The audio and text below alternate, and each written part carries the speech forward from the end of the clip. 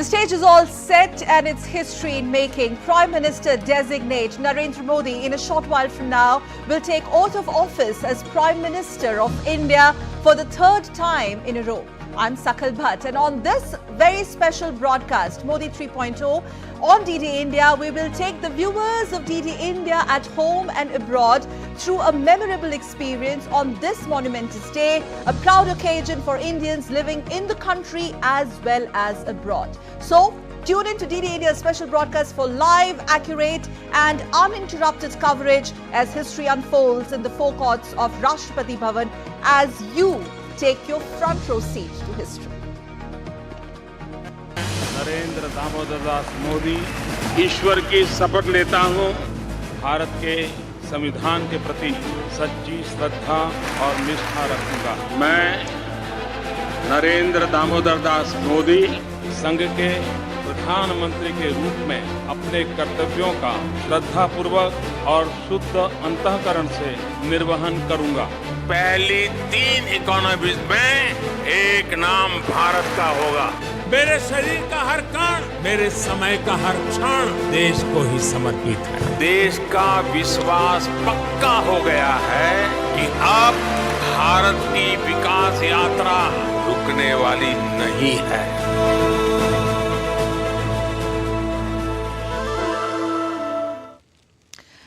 Prime Minister designate Narendra Modi will be sworn in as the Prime Minister of India for the third consecutive term today, as we already told you. So Prime Minister-elect Modi will take oath of office in secrecy at the forecourts of Rashtrapati Bhavan in national capital New Delhi. Earlier today, NDA leaders attended the team meeting at the residence of Prime Minister designate Narendra Modi.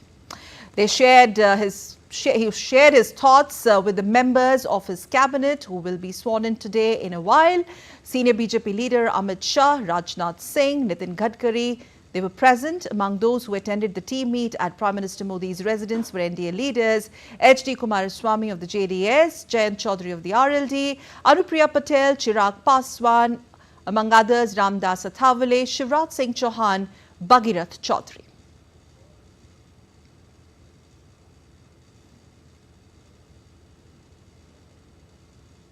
And behind Prime Minister Narendra Modi's historic victory is years and years of perseverance. From humble beginnings to his emergence as a global leader, Modi's journey continues to inspire the nation. Take a look. He is the man of the moment, Narendra Damodar Das Modi, a name synonymous with modern Indian politics, has once again led the Bharatiya Janata Party, BJP, to a sweeping victory, and this is not the first time that his party has won. मैं नरेंद्र दामोदर दास मोदी ईश्वर की शपथ लेता हूं कि मैं विधि द्वारा स्थापित भारत के संविधान के प्रति सच्ची श्रद्धा और निष्ठा रखूंगा। He again made a comeback in 2019. मैं भारत की प्रभुता और अखंडता अक्षुण्ण रखूंगा।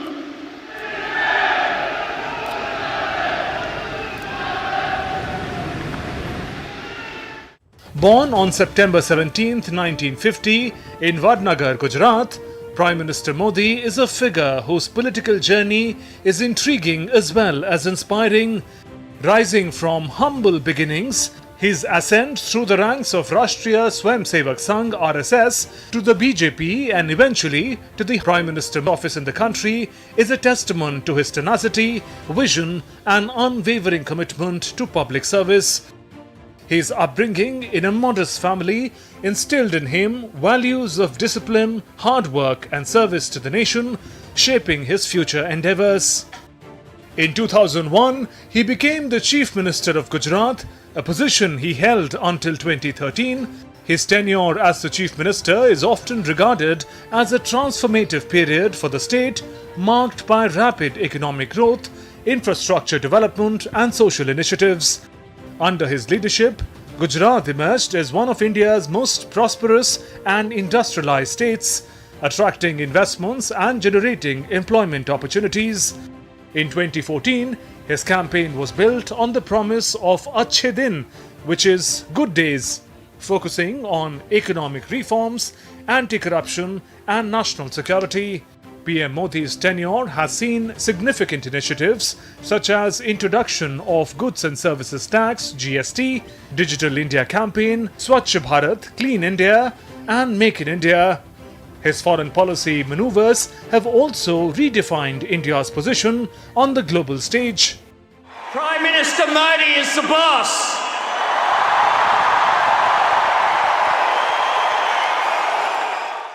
Narendra Modi, the Prime Minister of India, was right when he said the time is not for war. It is the time for sovereign, equal states to cope together with the challenges we face. Modi has done an unbelievable job in India. I mean, literally, and I know, the liberal press here, they beat the hell out of him. He's taken 400 million people out of poverty.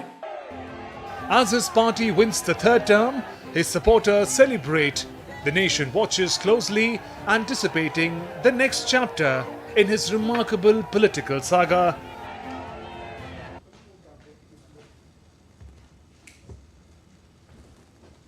So the final countdown has already kicked in, and let's just get the sense of what is going to be the cabinet like. Remember, the spotlight is also on that. And joining us from newsroom, we're also getting you some reports from the reporters on the ground also. But before that, let me quickly go across to my colleague, a senior editor joining us live from newsroom, Amit Mukherjee. It's just a moment of, less than an hour, matter of less than an hour, Amit. But today's NDA meet has already set the ball rolling for the, portfolio distribution and swearing in ceremony. So what's the buzz like? What more can you share with us? Absolutely, Sakal. In fact, all the letters, the calls have gone out to the respective candidates who will be swearing in along with Prime Minister Narendra Modi in a short while from now. In fact, the entire global attention right now is focused on the forecourt of Rashtrapati Bhavan, the President's house, where the entire ceremony is about to begin in less than an hour's time. But in fact, what we need to look at is what would be the composition of the new alliance that has been formed and that will be taking charge of the government.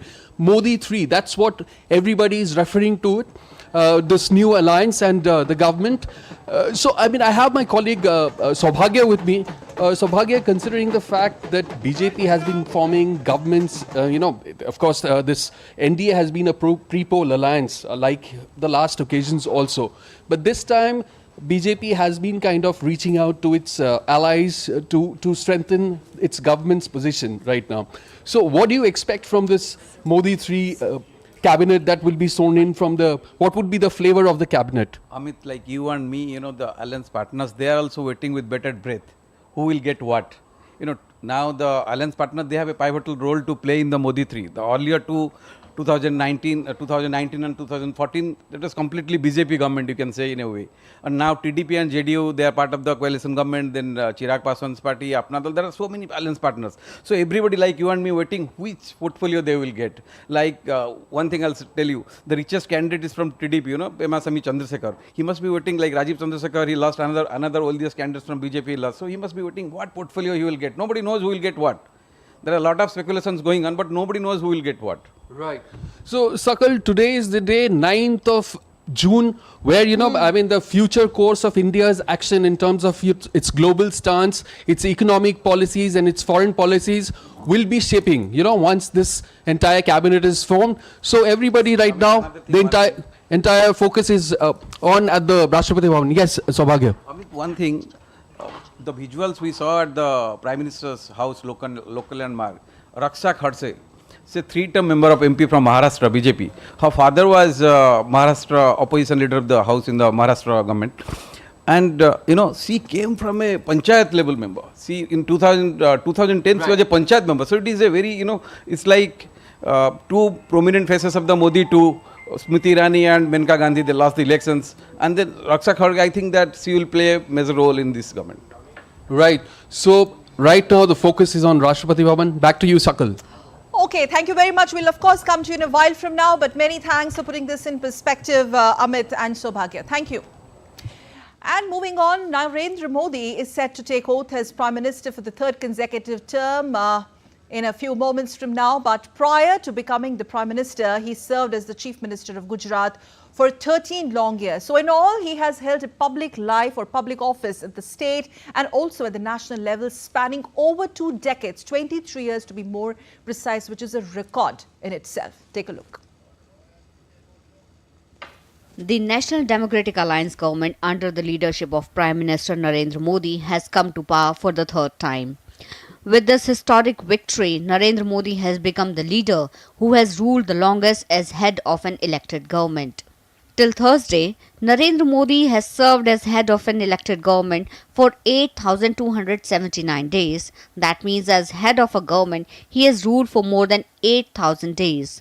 This includes the days he held the post of Chief Minister of Gujarat along with the central government. In this way, Narendra Modi has been the head of power in the state and centre for a total of 23 years.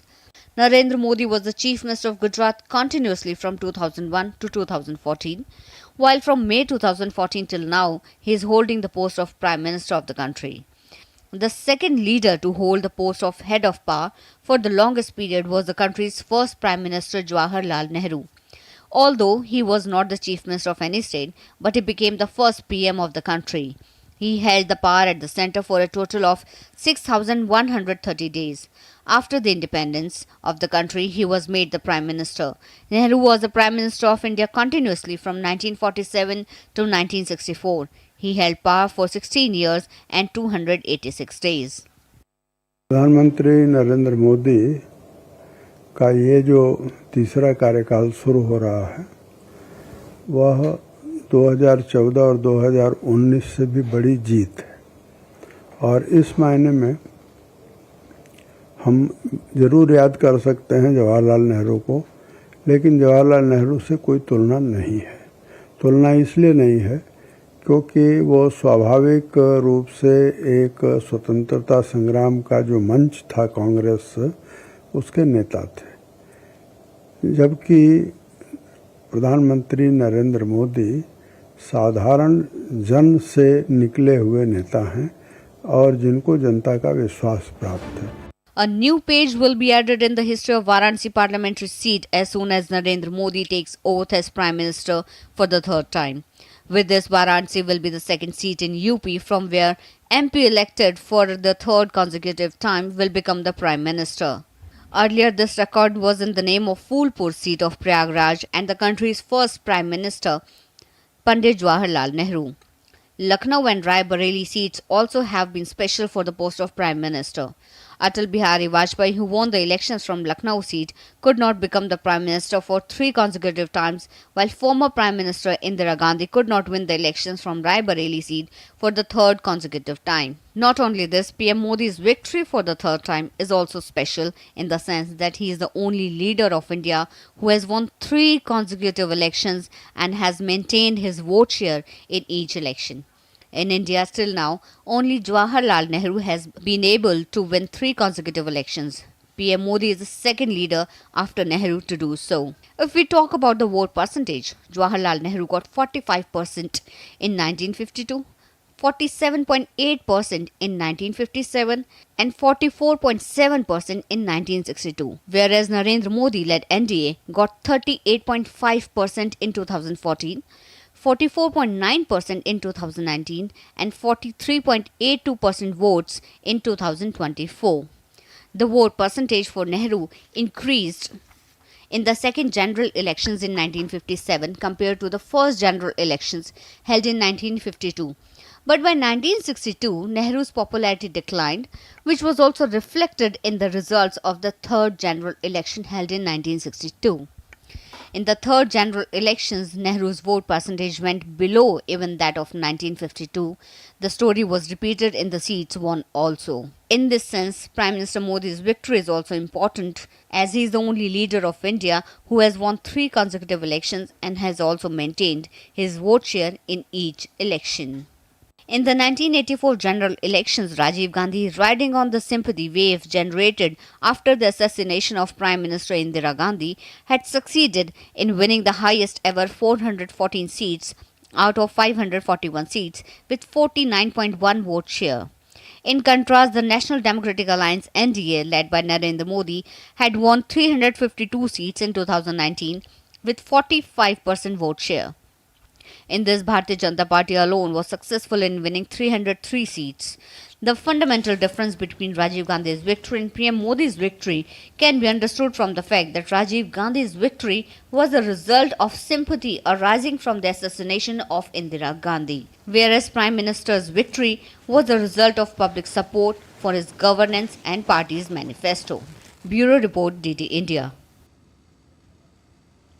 Michael Kugelman, Director, Wilson Center, Washington, D.C., joining us live on this special broadcast. Michael, it's good morning to you over there. Thank you so much for joining us on this special broadcast. Let me quickly start by talking about your much talked about article that recently appeared in Times Magazine on Modi and the World, where you have specifically mentioned how under the tenure of Prime Minister designate Narendra Modi, India's status as a middle power to the rising and a powerful power has been attained, country with a deep global footprint and heavy strategic importance, quote unquote. Could you share those thoughts with us, and what makes you say that?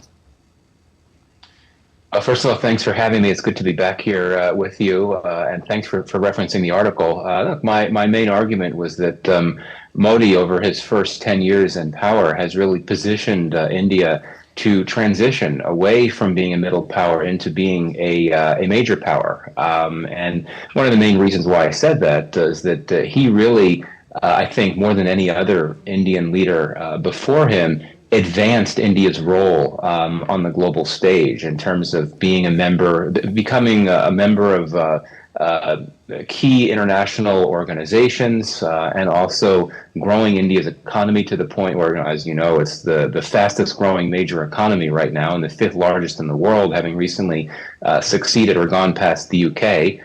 And I think that if you look at how India is seen on the global stage, I mean, I don't think there's ever been a time when India has been seen as strategically significant as it is now, and not just strategically significant, but also significant as an economy for commercial reasons. And this is why so many governments, even those that might be critical of India in some areas, are very keen to engage and certainly have welcomed Modi's return. But how do you now see the third term in continuation in terms of expansion of India's global power or say or sway in the world, considering the times that we are looking at, the conflict, the crises, and how India has always stood its ground? In the last 2 years, we have seen with the pressure coming from the West and the conflicts continuing in the other part of the world. It's a great question. I mean, I think a logical first point is, okay, well, how will working within a coalition government affect India's ability and Modi's ability to carry out foreign policy? And I don't think there's going to be that much of an impact. I see a significant amount of consensus within the governing coalition about this goal of strengthening, continuing to strengthen India's role on the global stage.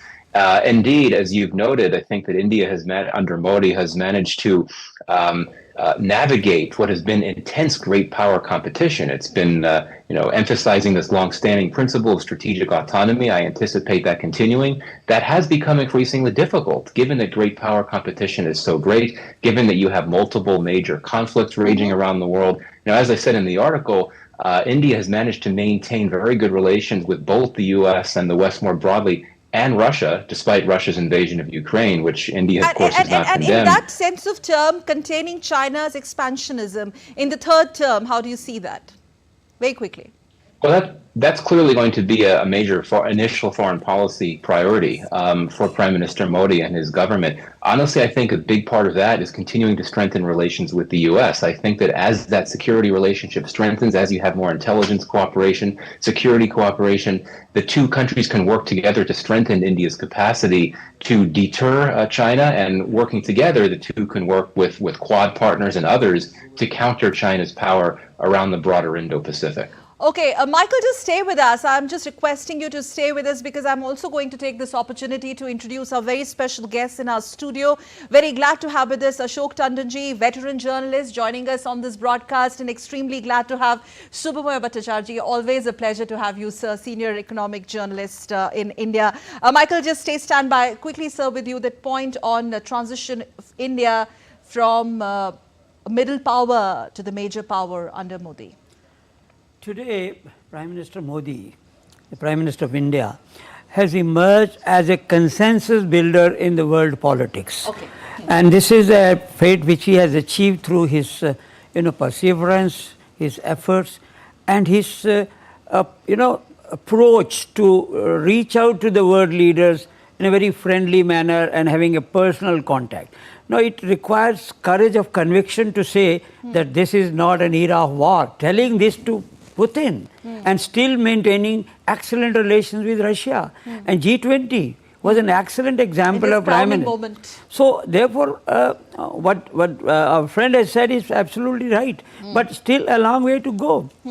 I think in the coming years, the whole world, all theatres of conflict would be looking at Prime Minister Modi as the Prime Minister of India to try to evolve consensus on all contentious issues, even to resolve the ongoing disputes and tensions and conflicts.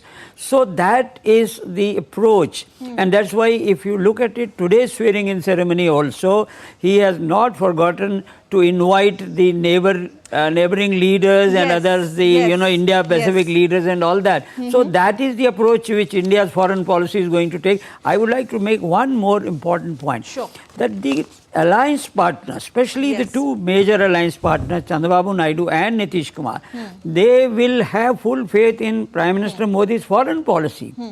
Because his foreign policy is based on a national consensus. Right. Even opposition parties will find it very difficult to pinpoint any fault in the Prime Minister's foreign policy. Shubham, I'll come to you, but let's quickly dip in and get a quick one from our reporter on the field, joining us from Rashtrapati Bhavan itself, from where the which has already taken the center stage, not nationally but internationally. Debendu, we were talking about the foreign policy and the domestic politics in the third term, but talking about the international guests, the long list I have with me, there's a clear focus on India's neighborhood and Indian Ocean region. What more information can you share with us? The expanse, the scale of this historic event. Well, Sakal, that's right. We are having an expansive list of guests that are coming from our neighboring country. Remember, Prime Minister Narendra Modi's focus has been neighborhood first. During the first tenure in 2014, we saw the SAARC country, all the leaders from the SAARC country was invited. So we also saw similar guest list during the second tenure in 2019, and this time around also we see all the neighbors have been invited to take part in the oath-taking ceremony that is scheduled to happen at about 7:15 p.m. What we are witnessing currently at the Rashtrapati Bhavan is the arrival of guests, which slowly have started to begin. We have seen several members of parliament have started to arrive. Several invitees have also started to arrive here at the Rashtrapati Bhavan. But as you were asking, Sakal, about the importance of this long list of guests that are coming in from our neighboring countries is of course very, very important, because the fact that we have been sharing very cordial relation with our neighboring countries. For example, Bangladesh Prime Minister Sheikh Hasina is also here. We see the Prime Minister from Nepal, Mauritius, Maldives, all these have been sharing good cordial relationship with India. Remember India's help to many of these nations during COVID-19, and how India reached out to, how these countries reached out to India for vaccine, and how India was prompt to respond to them in no time in supplying them the necessary medical equipment as well as vaccine. So of course, we have, India have been taking strong stand in favor of its neighbors. And that's what is also going to be witnessed today at the oath-taking ceremony. A quick one on the face of the new cabinet. I think most of the speculations have been put to rest, because the list is already out, and we saw the visuals of the very important NDA team meet in the morning. But without really jumping the gun, what information can you share with us? Well, Sakal, as you rightly said, the list is almost out, although not officially, but through the visuals that we saw from the Prime Minister's house, it's sort of a confirmation as to who all will be taking the oath today. Yeah. But some of the new names I would like to mention about is Shivraj Singh Chauhan, the former Chief Minister of Madhya Pradesh. Manohar Lal Khattar is also likely to be thrown in as a full cabinet minister. There will also be ally partners from TDP, JDU, LJP, Jiten Ram Manjhi's HAM, Shiv Sena, NCP. There is still no clarity on the NCP, but all the other allies have been accommodated into the new cabinet. We also see most of the cabinet ministers have been retained in this term. For example, Hardeep Singh Puri, Ashwini Vaishnav, Nirmala Sitharaman, S. Shankar, and the list goes on. Piyush Goyal. Some of them were also had also been given the front row seat, which could, if we read too much between the lines, then we could say that the front row seats are, of course, for the ones that are going to get the plum portfolios in the Modi cabinet. So the visual list, of course, So the visual list is out, but who gets what is clearly speculated upon. Thank you very much as of now for joining us from forecourts of Rashtrapati Bhavan. We'll come to you again. Michael, I'm going to come to you, but before that, a quick one from you, Shubhamoy. So what do you make of the new look and feel of the cabinet? Thank you. It's the interesting thing is that, as you say, the visual list is already out. So that gives us the names practically there. What I would be very surprised. Contours, what I'll be very surprised is if the Prime Minister doesn't put his own stamp on it. Mr. Modi has a very clear idea of what he wants to do, and getting the unexpected is something which we have often got to see, and with good results. So I would be surprised if it says that everybody stays the same place and we just continue from where we were. There's a rejig.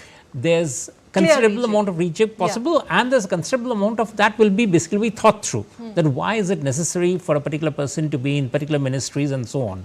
As it is, of course, we've got the allies coming into different cabinets, so already those places will be changed. But I also suspect, and I think I'm fairly accurate in thinking that there will be changes even within the BJP among the portfolios of the ministers, and it's necessary and it's practical, and and given the fact that Mr. Modi has already said what are his priorities already. If you look at the Kanyakumari's speech that he gave, on his way back, he made out his priorities very clear that what does he want to do.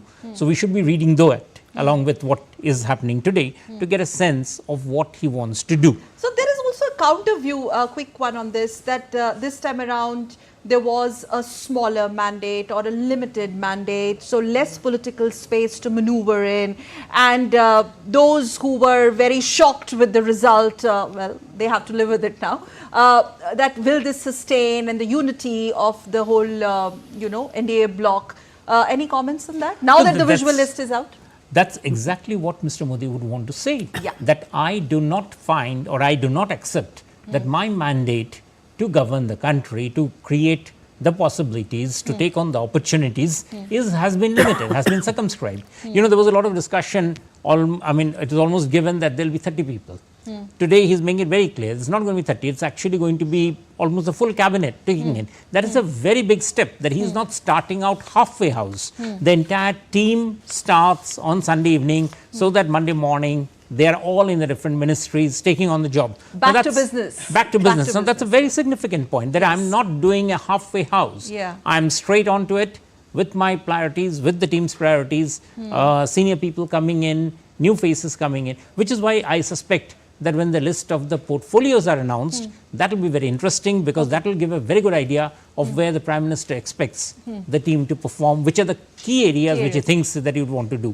I would expect those people to come in. So it's just a matter of time, but let's quickly go once again to Michael. Michael, you've also, you have been in fact talking a lot or writing a lot about the Modi's quote-unquote signature ideology, Hindu nationalism or Hindutva, which according to you is also about making India stronger abroad. I think that's a very interesting point that you've been making.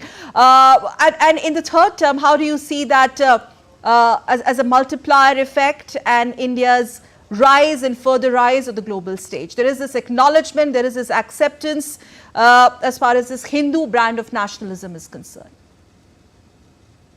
Right. Well, certainly from the perspective of the international community and certainly in the West, this gets into perhaps the more controversial aspects of Modi's foreign policy. But indeed, I think it is important to emphasize, as seen from Washington, where I sit, and elsewhere, Hindu nationalism is also a form of cultural diplomacy, so to speak, in the sense that the Prime Minister tries to bring attention to certain aspects or key aspects of India's past and its present by focusing on this theme. And so I think that this will definitely be a major component of his foreign policy. I don't want to. I certainly don't want to overstate that. I think that from my perspective, the way that he's looking to strengthen India's role in the global role, so to speak, is by continuing to strengthen its military capacities, its economy, its diplomatic clout, and its soft power writ large. And I think it's when you talk about the term soft power, if we still use that term these days, I think that is where he tries to draw on the Hindu nationalism issue. And I think that there's nothing wrong with that in the sense if you're trying to strengthen your credentials overseas and strengthen how you're perceived. I think it makes sense. But again, this does get into some more of the controversial aspects of how he seeks to promote his policy. Yeah. And in fact, we have congratulatory messages coming in from all over the world for Prime Minister Modi. Michael, if you would just stand by, we'll come to you in a bit again. We have this report that we would want to show to our viewers.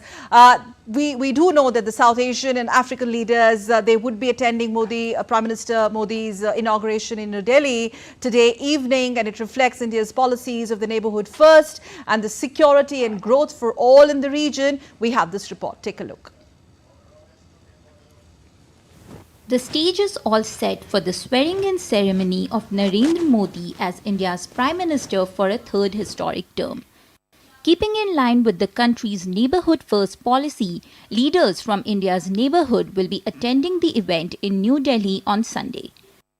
They are Sri Lankan President Ranil Wickremesinghe, Maldives President Mohammad Muizzu, Seychelles Vice President Ahmed Afif, Bangladesh Prime Minister Sheikh Hasina, Mauritius PM Pravind Kumar Jagnauth, Nepal PM Pushp Kamal Dahal, and Bhutan PM Shering Tobge. The leaders will also be attending a banquet hosted by President Draupadi Murmu at the Rashtrapati Bhavan the same evening. All the leaders have already arrived in the Indian capital. The presence of regional leaders at the oath-taking ceremony will also highlight India's Sagar or security and growth for all in the region vision, which focuses on maritime cooperation in the Indian Ocean region. This is not the first time neighborhood first gained paramount importance at high-profile official events in India. In 2014, heads of state from South Asian Association for Regional Cooperation or SAARC nations attended the ceremony in which Narendra Modi took oath as India's PM for the first time.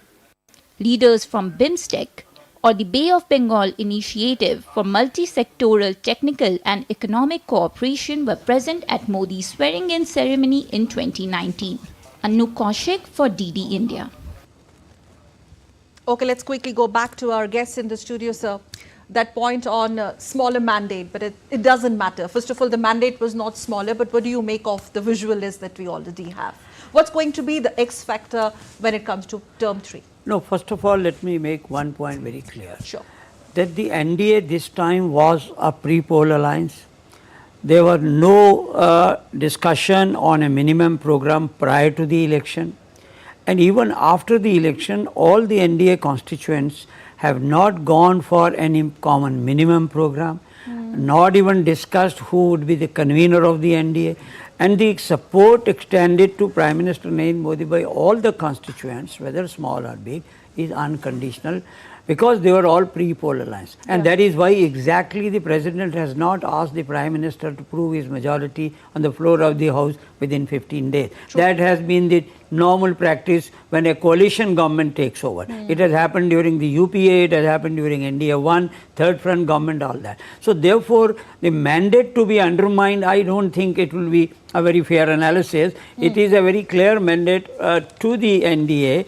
And so therefore, I don't think the beginning itself will have any problem. As we have seen, everything has been worked out very smoothly. Nobody has put any condition. It is only some section of the media which has been speculating about this and that, so much he will demand this and that. Nothing has happened. And moreover, both the major alliance partners have been a member of the NDA-1 also. They have worked under Vajpayee. So therefore, I think it's a very smooth sailing for the NDA to be returning to the power, and therefore there may not be any hurdle as some prophets of doom have been speculating that it's very short-lived, it will not. Of course, that's the job of the opposition. But coming to your point, that see the picture which we have seen in the visual this morning, most of the cabinet ministers who were in the Modi government earlier and who have won were in the Rajya Sabha. They are likely to be retained, and most probably, I personally feel for the time being there may not be any shuffling within the senior ministers' portfolios. I am deliberately using role for the time being. Unless there is something we will see when the portfolios are announced. But for the timing, it seems it's going to be more or less the status quo for all the key ministries, senior ministers. We should not forget one thing. Some cabinet ministers, sitting cabinet ministers have lost also. So therefore, those vacancies, plus some of the ministers were holding 2 to 3 portfolios. So that will be going to the alliance partners and the new incumbents. Quick one on this. So that's a very well-made point by Mr. Tandon. I would think that Prime Minister would, he's very clear about his focus, his objectives, his priorities, and I'll be very surprised if he doesn't take this opportunity to start on a very expansive note. So I would think that yes, obviously the places where there are vacancies, where there are allies coming in, those would be coming in. But I would also think that among the list of the ministers, there is within the BJP, there is going to be changes of their portfolios.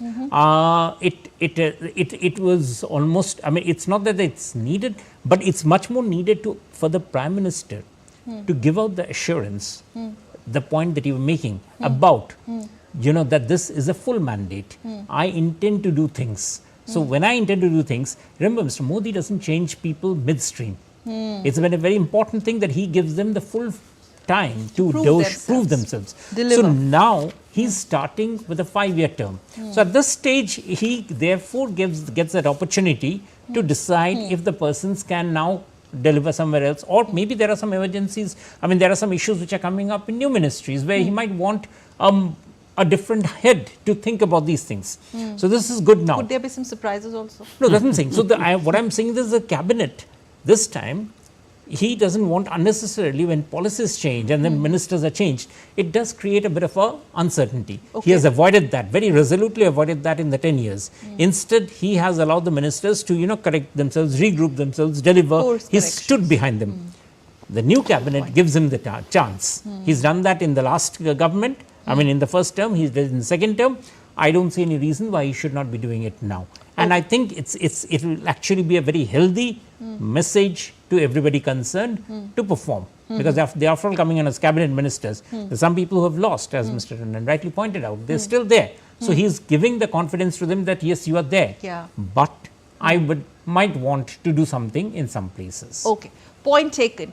In fact, there are also some special invitees at the ceremony, and let's take a look at these invitees. Special invitees, people whose works have been highlighted in Prime Minister Modi's Mann Ki Baat. Take a look. प्रार्थना करती हूँ कि उनका जो भी उनके जो इच्छा है इस दौरान की 5 साल की, तो वो पूरी हो और उसे पूरे करने में हम सब उनका सहायता करेंगे। माननीय प्रधानमंत्री जी ने आज शपथ ग्रहण समारोह में बुलाया गया, मुझे बहुत ही अच्छा और बहुत ही अपने गर्व महसूस कर रहा हूँ। ये मैं ही नहीं बल्कि मेरे पूरे क्षेत्र में लोगों को बहुत हर्ष है और माननीय प्रधानमंत्री जी का इसके लिए बहुत बहुत आभारी हूँ। जब शपथ ग्रहण में बुलाया तो ये मेरे लिए भी एक सुखद अनुभव है जिसे मैं शब्दों में बयान नहीं कर सकता कि लोकतंत्र के सर्वोच्च पद के शपथ ग्रहण में मुझे भी बुलाया गया। बहुत खुशी हुई और कभी ऐसा सोचा भी नहीं था कि हम लोगों को शपथ विधि प्रोग्राम में कभी बुलाया जाएगा। इतनी खुशी हुई कि अभी जो भी बोलते हैं ना कि बहुत सारी चीज़ें अपने देश में बदल गई, वैसे अभी ये भी बदलाव आया कि हमारे जैसे साधारण लोग अभी शपथ विधि के प्रोग्राम में आने लगे, वो भी हमारे आदरणीय पंतप्रधान मोदी जी की वजह से। It's a pleasure being here. My best wishes to the government that is forming and my eternal gratitude to Honorable Prime Minister Modi. Like they say, once upon a time, a great leader is born, and today we are living a happy story. And I hope that forever after, we have great governance, we have a great leader like Modi ji who can take India forward to a next new millennium. Okay, so quick reactions from the special invitees, and that is something which has made this ceremony not mere ceremonial in terms of international guest list, but our very own people. In fact, let me quickly go across to Michael, who continues to be with us from DC. Michael, again, going about the sway that India holds in the international space under Prime Minister Modi. A quick one on how, under his leadership, the membership in array of global forums that India gained, and this whole narrative of India leading from the front when it comes to global south, and that's something which has gained a lot of traction. It's a new template spearheaded by India.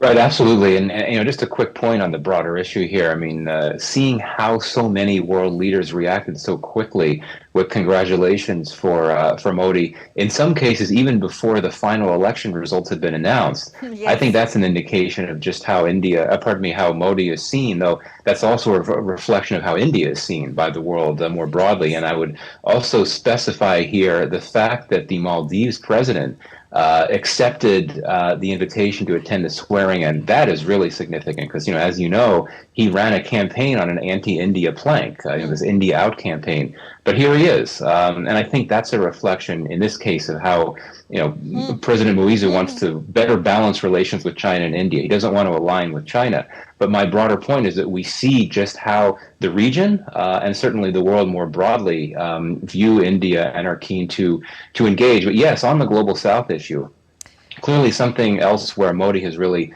blazed a trail, so to speak, as Modi's leader in recent years. This is this notion of serving as an advocate for the global south and as a bridge for the global south, between the global south and the developed world. That's very significant. But this is a challenge, and this will be, I think, one of the bigger foreign policy challenges for Modi in his third term, because China also wants to serve that role as an advocate for the global south. The consolidation of the relationship, Michael, sorry, I'm cutting you here, but in continuation to that, the consolidation of relationship with Washington, the kind of engagements Prime Minister Modi has had in 2014 onwards with numerous presidents of United States of America, and now countering that with the relationship with China and Russia. What do you see in the third term? Well, I think just to finish my thought about global south leadership here, I think for Modi, one of his challenges will be to strengthen engagement in regions like Africa and Latin America, where India is not as present and not as influential as it is in the broader Indo-Pacific and the Middle East. So I think that those are two regions where one would hope to see more of a presence and more engagement from India in order to push back against China and to really be more of a player as an advocate for the global south. But yeah, moving forward, there's no reason to think the war in Ukraine is going to end anytime soon. The Middle East is obviously very volatile. The Indo-Pacific is very volatile. The South China Sea is very volatile. Michael. So I do think that in the coming years, Modi could face more tests as he looks to advance this principle of strategic autonomy and balance relations with all. Okay. One last question, Michael. We're really grateful you joining us from Washington, D.C. But just to quickly, if you have to sum up Modi in third term and the world. And what does it mean for the world? I would say, what does it mean for the world? I mean, my one word would be continuity. I mean, we've been talking about coalition politics and how that'll make things more challenging for Modi to an extent. And I think that's true with his domestic agenda, but less so with foreign policy. I think we're going to see a continuation of efforts on the part of the Modi government in the second term and the first term to be more present in the world, to strengthen India's influence in the world. And I think that's something that, with a few notable exceptions, there'd be a lot of support for that from governments around the world. Okay, we'll leave it there. Many thanks, Michael Kugelman, Director, Wilson Center, for joining us live from Washington, D.C. and sharing your thoughts, especially how the West looks at this historical and unprecedented movement and moment. I beg your pardon. And let's quickly go across to DD India's Akshay Dongre, also our reporter is there on ground in Rashtrapati Bhavan, because that's where the spotlight is, Akshay. So what else can you share with us? And we can also tell our viewers that we are live streaming these visuals, and of course live streaming you also, because you are there at the moment. So take us through all the excitement, exuberance, and all that is happening right now. Well, absolutely, Sakal. If you have to sum up the environment here, it is in fact quite electric. In fact, let me show you around what is the kind of sight we see here from the Rashtrapati Bhavan. You can see a sea of people, and all of them have come from different parts of the country. Not just the country, but many of them have travelled from different parts of the world as well. As far as these dignitaries are concerned, we have people coming in from all walks of life. We have the former parliamentarians, we have the present parliamentarians, we have the leaders from the opposition, we have chief ministers of different states that have come, we have the party workers of the Bharatiya Janata Party and other coalition parties as well. We have not just the political people, but also several government officials from the Ministry of External Affairs, Ministry of Defence, and many other parts of the government. As far as the functioning of a government is concerned, you will find all of them here, at least the representative from all of the sections of the country. There are many of the people who are not just involved in politics, but also industrialists that are expected to join this historic movement here from the Rashtrapati Bhavan, including the top industrialists of country, top businessmen who have been invited here. We have civil workers, we have bureaucrats from all parts of the country who have their exemplary work. So in all, we can say that the entire country representatives have gathered here for this historic movement where Prime Minister Narendra Modi will be swearing in as the Prime Minister for the third time. And in fact, this is going to be a historic occasion. We just heard our guest speaking about the kind of stability that is required for a country like India to move on path of development, and that is perhaps this is the moment where that history will be written once again as far as that continuity, stability, and the path of development is concerned. Yes, back to since you also cover global politics and foreign policy of India's foreign policy, what do you make of the international guest list, Akshay? There's a very clear focus on the Indian Ocean region. We're talking about India spearheading Global South, and I think that is also reflected in the list. Your neighborhood first accords or will continue to accord top priority in term 3. Well, in fact, it was made quite clear in 2014 itself, Sakal, as you all know it, that how Prime Minister Narendra Modi had invited all the SAARC members for the first swearing in that took place in 2014.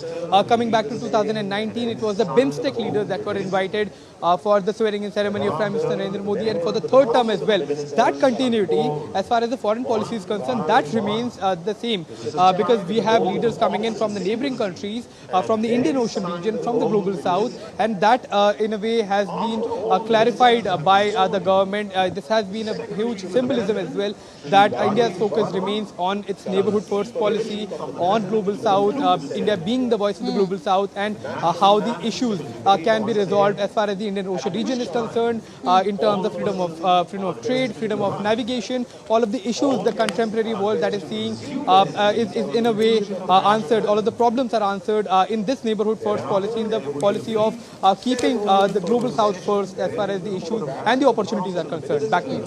There's a special invitee list also when it comes to making it a people's event, not only the event for elites and the international guest list, or the leaders, or the political ecosystem. Shramjeevis, these are the ones who contributed to the construction of the new Parliament building, then the first loco pilot of Vande Bharat, and the list goes on and on. A quick one before we leave you, Akshay, to the grandeur of Rashtrapati Bhavan, how there has been a concerted effort to make this an event which belongs to the people first also. Well,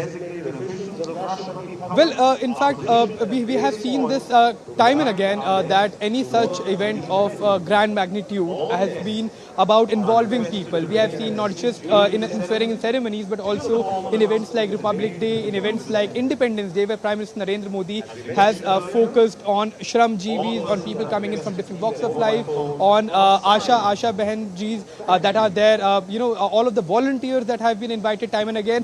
But before we we we talk about further on that, let me just show you the stage and how beautifully the stage has been set up for this swearing-in ceremony. How people are swarming in from different parts of the country.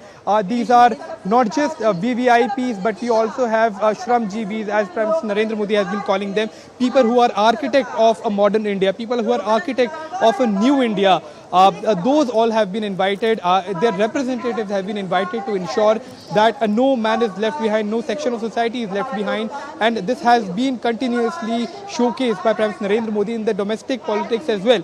That he's not focused on one aspect of the society, one part of the society, but an inclusive growth, a growth for all the people, not just coming in from the elite background or from just the downtrodden ones, but all of them together moving towards one direction of a developed India. Back to you, Sakal. Akshay, before I come back to the studio, I would request you to describe, for the benefit of the viewers who are watching this special broadcast across the globe, how magnificent this Rashtrapati Bhavan lawns, the forecourts of Rashtrapati Bhavan lawns are looking at this moment, where history is going to be in making. Let's go full screen and you can just describe the visuals around you. Yeah. Well, absolutely. So let me just ask my camera person to pan around and show you the the grandeur of this stage that has been set up. We have leaders coming in. We have leaders going in around and meeting other political party leaders, meeting other Shramjeevis. All of them. This is what India represents. This is what India is all about, and this is what is being exemplified here in this historic event as well for Prime Minister Narendra Modi's third swearing-in ceremony as the Prime Minister of the Republic of India. And this is the stage from where the leaders from neighboring nations will be there. There will be the parliamentarians who will be sworn in as minister today. They will be coming, and these people are coming in from all parts of the country, from South India to Central India to Northeast to the northern parts to the western parts. So everybody has been included in this grand event. And as you can see, this is a sea of people, of people coming in from all walks of life. There are religious leaders, there are military leaders, there are diplomatic leaders who all are gathered here for this historic moment. All as Indians are here to witness this grand event that's going to take place here at the lawns of Rashtrapati Bhavan, Sakal. Brilliant. That was brilliant. Thank you very much, Akshay. We'll keep coming back to you. But as of now, thank you very much for giving us that live reportage. Brilliant. Thanks. Quickly turning to our guest in the studio, sir, you both, in fact, were part of the history in making in 2014 for one reason, and continuation of the power in 2019. What makes this, what we just saw, different from the previous two terms? Sir, with you first. So I have seen so many swearing-in ceremonies during my, including 14-19, and the fact that the ceremony is being held in the forecourt of Rashtrapati Bhavan, and the number of invitees has doubled this time. It's around 10,000 this time, and that involves not only all people who matter, but common man also. Even last time, 2014, 2019, there was no participation of the common people. And this is the first time, which incidentally Prime Minister Modi has been doing a number of occasions, various events. Making it more inclusive. Yeah. So, especially the people who have worked for the construction of new parliament and Central Vista, all that. And he has in fact honored them as well. So, this is one major change. And then, as I said, the participation of cross sections of the society. Including transgender. Yes, transgender also. One thing which we have yet to see, how many opposition leaders are attending, because the invitation has gone to Mr. Kharge. Madam has already declined, reportedly. Yeah. So, I think Congress President Mr. Kharge has accepted the invitation, according to media report. So, normally opposition leaders do attend ceremony at the Prime Minister's swearing-in ceremony, but this time maybe because of some obvious reasons, many may be declining, but largely speaking, politicians across the political spectrum, they respect this ceremony because it is a very solemn ceremony. It is not an event of any political party. Exactly. It's a national event. So therefore, participation of cross section of the society, trade, industry, all segments plus participation of chief ministers from different states. I just saw Governor of Kerala just entering into this, religious leaders, social leaders. So I think it's a festivity of Indian democracy. Film fraternity also one can make out. We've had this tradition in 2019. Yes. Yes. But the focus is not on the glitterati. That's one thing I think that is very clear. That's a major change this time. Yes, Shubhaman. Yeah, Vasundhara Raje there walking in. Yes. Absolutely, and what we had seen in India in the earlier swearing in, and this I go back a few decades, it used to be held in the Rashtrapati Bhavan inside. Then gradually it came outside on the forecourt. It's become more out of the Rashtrapati Bhavan or out of the box? Out of the whichever way. Yeah. But the interesting thing is, if you look at how, for instance, the US swearing in takes place, that takes place on the Capitol Hill, on the foyer, and there's the sea of humanity which comes in, and people stand there, and the president comes up, he swears on the, usually does it on the Bible, copy of the family Bible, and that's how the ceremony is done, and there are people all around, all over the place. Now that gives the feeling which presidents want to give, that this is a matter of the people, of democracy. What has happened this time is... Ajit Pawar, I think. Yes? Yes. Okay, go ahead. Yes. And that is exactly what Prime Minister Modi has tried to bring in. He has gradually unshackled the ceremony. For in 2014, it was a grand ceremony. For the first time, there was a lot of new elements that were brought in. SARC members came in. In 2019, the event moved more towards including more people. There are much more number of people were coming in, and that has I'm made sorry, it I'm very interrupting big. you, Hardeep Singh Puri. Okay, here we have the glitterati part coming in. The superstar Akshay Kumar there also walking in. Yes, go ahead as we stay. We must tell our viewers these are live visuals. Live visuals on your screen, Ashok Pradhan, on your screens from the forecourts of Rashtrapati Bhavan as we continue with our discussion. Sorry, continue. No, perfectly okay. And that's exactly what now what he's done is he's taken it forward. I mean, you could see the sea of humanity going on towards all around, and as Mr. Ranjan was rightly pointing out, all sorts of people, bringing in all parts of the society, that this is something, because this is a festival of democracy. And to make that feel effective, you can't have it restricted in a particular way, in a particular format. And that's why he has opened it up to participation. This is the only Prime Minister, one and only, who has had this vision of converting an event which has been since decade confined high protocol to the, and things the grandeur of Rashtrapati Bhavan and the political top shots. He's taken it, he's opened it to the masses. So what's the underlying message? It's basically democracy. That you are essentially saying that this is the people have voted. There's a people's leader getting sworn in along with the team. Doors of Rashtrapati Bhavan to exactly. the rest of the world. Exactly, and that's where we should get to see and feel the people of India, and that is what is getting to be seen around here, which is very significant, because the ministers also see that that there is this. It is not just another day, another event. It's a very significant day. So putting all of that together, the narrative that gets sewn in is that this is a major democracy setting its leader into position with the mandate of the people to run the country for the next 5 years. Yes. The people matter, and that is where this is such a, what I should say, an open event, and that's what you're getting to see. Right. The brilliant visual that you showed essentially shows that it's now a much more of a people's event rather than just a state photo event. Yeah, that sort of a thing. I think that's a very significant thing, because in 21st century we are talking a lot about how governments react to people, how governments respond to people, whether they do at all, divisions in the society. Yes. So therefore making it seem how people react to government. Exactly. Yes. That sort of brings in the enthusiasm, and that allows the government also in subsequent days to, when they take policies and steps, to feel that they have the people with them. And I think it also results in that connect with the people. I mean, I'm sure this is one event most of us would want to even watch, sit at home. There's an India-Pakistan match also, 8 p.m. onwards. But this whole connect with the rest of the country, that this is about you, this is about India. This is not about political parties. This is about people, and this is not about politics. Certainly.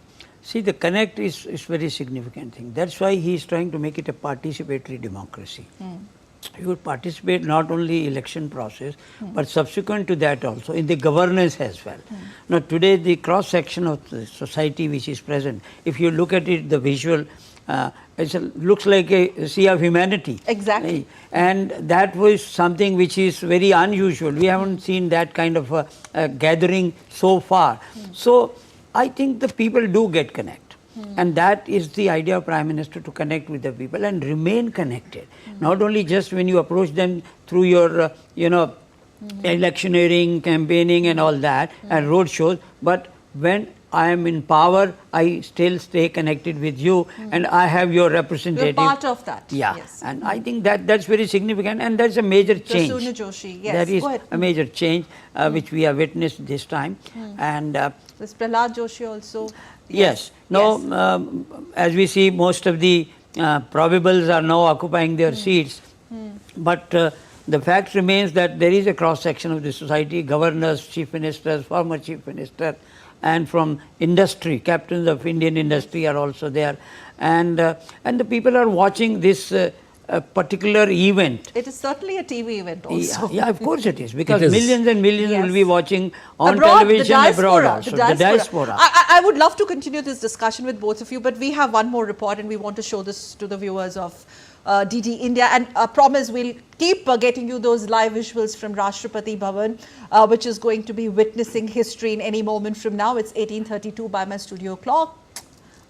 A little more wait. But before that, let's take a look at this report. Prime Minister Narendra Modi is the only leader post-World War II who has been elected for the third consecutive term after completing the full tenure of each previous terms, and with a consistent vote share in each election. World leaders including Barack Obama, the former president of US, Justin Trudeau, Shinzo Abe and Angela Merkel, they have all won elections many times, but some of them could not complete even their tenure, while vote percentage of some of these leaders also dropped drastically. This report tells you what makes the difference when it comes to the Prime Minister of India, Narendra Modi, in the previous two terms and this term. Take a look. Prime Minister Narendra Modi is the only leader in the broader democratic world post-World War II who has been elected for a third consecutive term, after completing the full tenure of each previous term and with a consistent vote share in each election. There are few leaders in the democratic world who have had the opportunity to win 2 or more consecutive elections after the Second World War. Former US President Barack Obama won 2 consecutive terms in 2008 and 2012, but his vote percentage dropped in second time. Canadian Prime Minister Justin Trudeau has also won the elections 3 times in a row in 2015, 19 and 21. But for the second time, his government could not complete its tenure. Japan's former Prime Minister Shinzo Abe also achieved these 3 consecutive victories in 2012, 14 and 17. Before this, he was also the Prime Minister in 2006 and 7. But none of his governments could complete their tenure. The victory in the 2024 general elections are all owing to the Prime Minister Modi, his popularity. As you all know, around the world, his ratings for last several years have been no less than 77-78% around the world. So that speaks for itself. Margaret Thatcher, also known as Iron Lady of Britain, won the 3 elections in a row in 1979, 1983 and 1987. But none of her governments could complete their tenure, and their vote percentage kept falling in every election. Similarly, Tony Blair also won the elections in Britain 3 consecutive times in 1997, 2001 and 2005. But like Thatcher, none of his governments could complete their tenure. In Australia, John Howard won 4 elections in 1996, 98, 2001 and 2004. His first government could not complete its term, and the vote percentage declined in the second election. In Germany, Angela Merkel won 4 elections in 2005, 2009, 13 and 17. but her vote percentage dropped in the second election.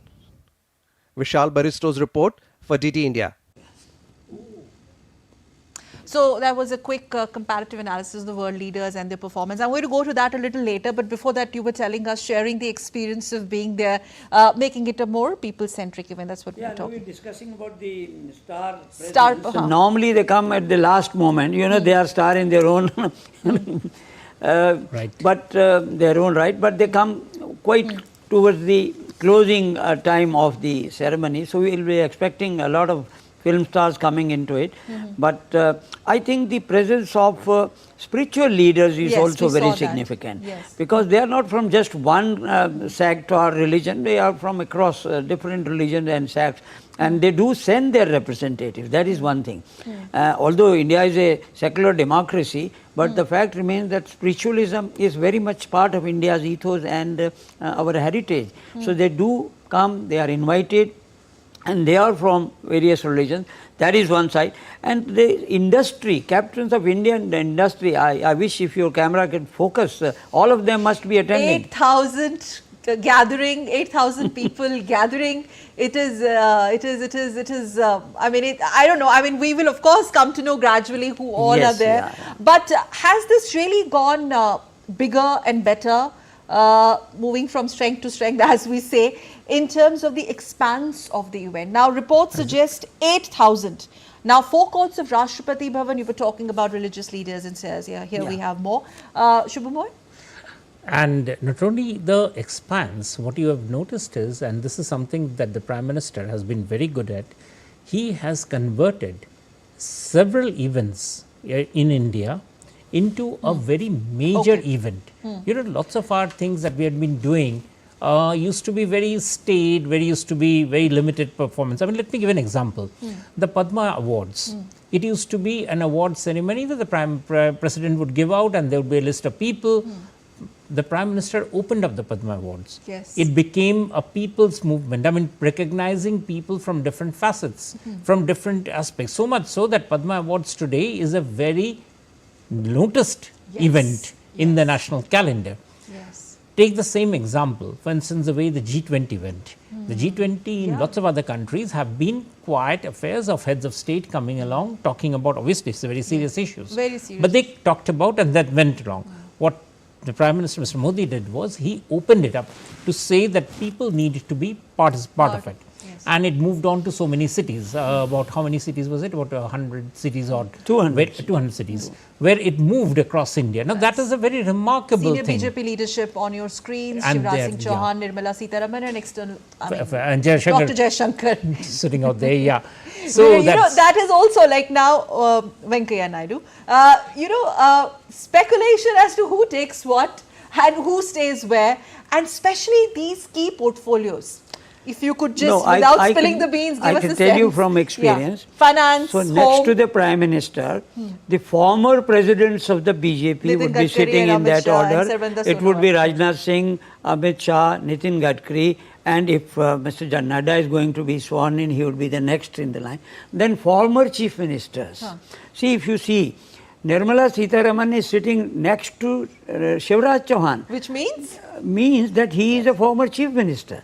Nirmala Sitaraman has been a minister in both the governments. But she apparently is sitting next to So this is the front row. So you mean this is the front row. What do we make of this front row? Well, these are all cabinet ministers. You can clearly see that they are going to be the key ministries of the different. So we see Dr. Jaishankar, we see Nirmala Sitaraman, we see Shivraj Chauhan, we see Mr. Gadkari, Amit Shah, Mr. Amit Shah. So it's clearly these are the people who are that gives of whose significance.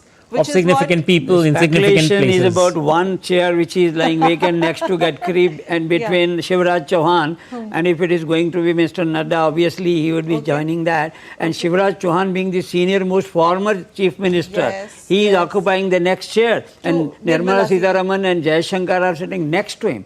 And then we will see former chief ministers also, like Kumaraswamy has been a former chief minister. He's there. Mr. Khattari has been also chief minister. So this is generally the order of arrangement. So the first preference is given to the former party presidents. Okay. So this time we may see 4 of them. 3 of them are right now sitting. I can only say that this can't get bigger than this in terms of the sea of humanity / people that you see there. I mean, I'm also equally interested, rather we are more interested in these 8,000 wherein you have your own people, including the special invitees, and those are part of this ceremony, which is historical. Yes, and it is not just historical, it is also what happens is that this is a power presentation, a very important statement of power. Yes. It is a statement of how India goes about its business of handling its government. It is open, it is transparent, and it involves the people. It's a very big statement. It is not a usual captains of thing. industry. Yes. So the captains of industry, would you like to speak over it? All right. So yeah, there you have King Khan. I told you, they come very. You were right. Yes, You were right. as we approach the ceremony timing, you will see all the galaxy from captains of industry and film stars. They will be joining in. And I do hope, although the Indian cricket team is abroad, otherwise some cricket players would have. Along with his family, along with that, you can see Nobody, Shah Rukh Khan. Nobody wants to miss this kind of film. In fact, one very close friend accompanied by his manager and. So some of them who have been traveling abroad, they have been inquiring when is the ceremony, where is our invite? They all want to join it, and that's why we'll see the whole crowd joining now. They are all enjoying it. In fact, in spite of the weather, Delhi weather is not good at this hour also, but they are all enjoying it, and we'll see more of them joining there. Shubha, you can continue the larger message. Okay, all right. I've been told. I'm so sorry, Dibyendu, you are there with us on phone line also, as we would stick to those live visuals. Dibyendu, we're really keen to know, before we talk about the star power descending in the forecourts of Rashtrapati Bhavan, who all are representing the opposition. We do know that Mamata Banerjee's declined the invite, the Chief Minister of West Bengal, but Mallikarjun Kharge, they're representing the opposition bloc? That's right, Shakal. As of now, the information that we have is from the Congress, Mallikarjun Kharge is attending this oath-taking ceremony. We haven't seen anybody else from the Indi bloc yet, but certainly the TMC has openly said that they would not attend the oath-taking ceremony here. But not much from the opposition's bloc has come for the this particular oath-taking ceremony. But having said this, we see plethora of stars. We just saw Shah Rukh Khan entering here. We are also seeing Mukesh Ambani's son, Anant Ambani, coming in here at the oath-taking ceremony. But from the opposition bloc, we haven't been able to see any significant faces yet, Sakal. Okay, I'm sorry, we'll have to come back to you again. There's a bit of a technical issue with that audio line because of the jammers and a multi-tier security apparatus, so you can continue with your point. That's the point. I mean, it is, as I said, this is something where the government, it is not just before the government, Rajnath Singh coming in, and that's not just before the government takes over. It is the government taking over and the government making a statement. And there you have Kangana. the Kangana Ranaut, all that smile about the win that she registered, making a debut, winning the Mandi seat, and now making her way to Indian Parliament. Go ahead, sir, please. Yeah.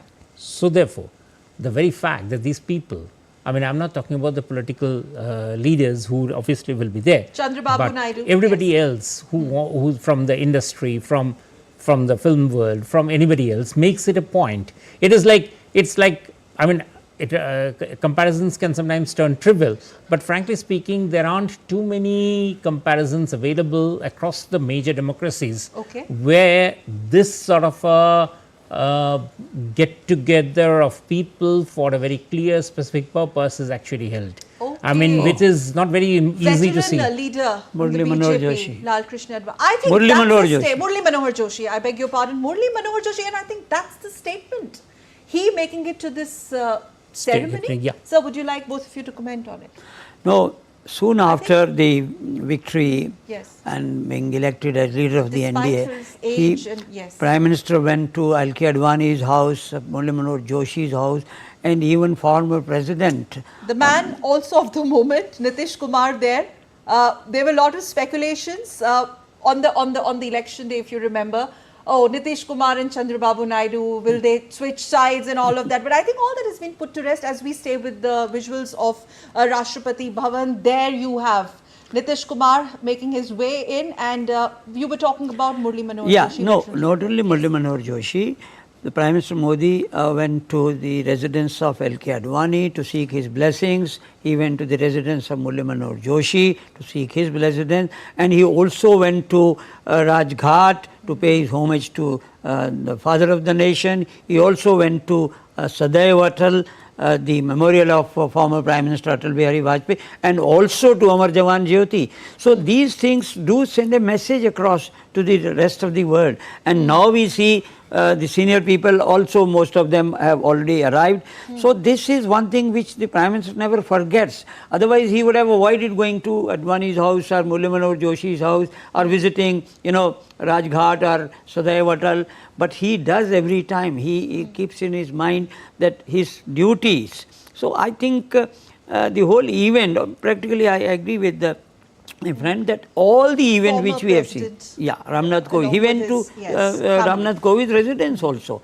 So he tries to make all the important events into a mega show, participating and involving people. Involving people, respecting the elders, and the kind of, the Bharat Ratna which he gave to Karpuri Thakur, to Charan Singh, these are the messages. Now Karpuri Thakur's son is going to be sworn in this now new government, and that also will send across a message to the downtrodden in the rest of the country, particularly in Bihar. Former President of India along with the former First Lady there. Shubhamoy, go ahead. Yeah, that's where that's it is. You can see the scale at which this entire event is operating. It is actually very significant. I mean, it's not just significant; it is hugely significant. Like for instance, right now, just a few seconds ago, we saw the visual of Chandrababu Naidu speaking with Murli Manohar Joshi. I think now the top dignitaries. Okay, you have more star power being added to the galaxy.